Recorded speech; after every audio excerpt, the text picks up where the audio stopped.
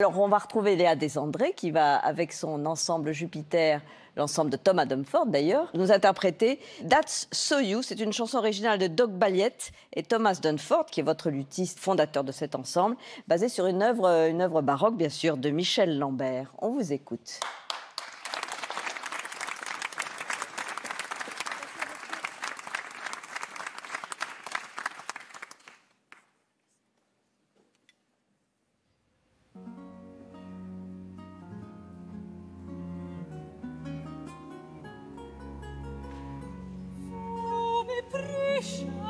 Chaque jour me cause mille alarmes, mais je chéris mon sort, bien qu'il soit rigoureux.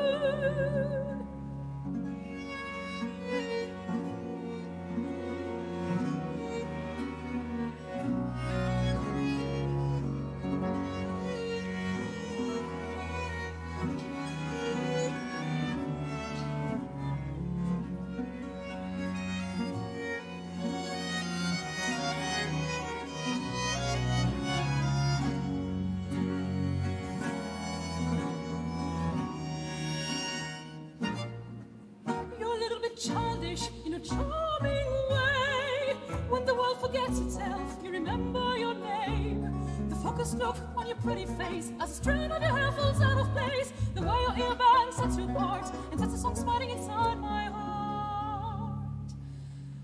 All of these things might be true, doesn't matter to me, 'cause that's so. All of these things might be true, doesn't matter to me, 'cause that's so.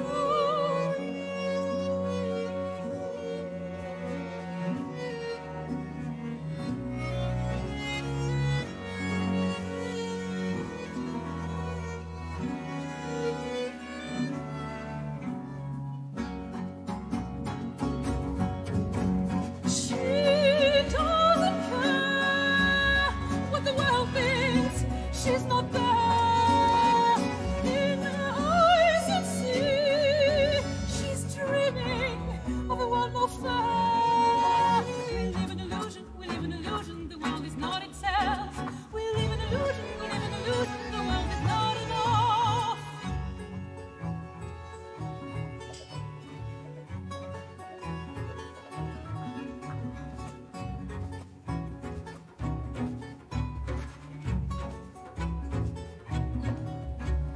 Listen to the things we don't know. Listen to the stars.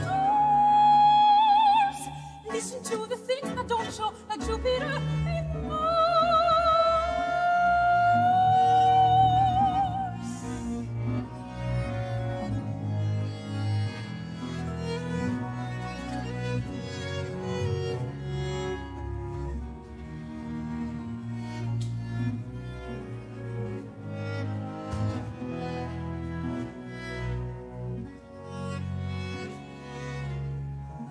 It's not always easy to be drawn to you, but I believe in our story and the love that we grew. No, it's not always easy to be drawn to you, but I believe in our story and the love that we grew. All of these things might be true, doesn't matter to me, 'cause that's so. All of these things might be true, doesn't matter to me, 'cause that's so.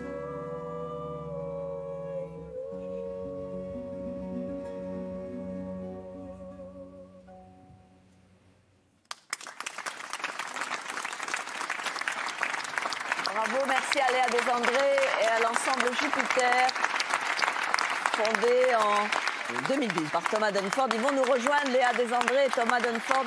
Venez à côté de Jacques Weber, merci beaucoup.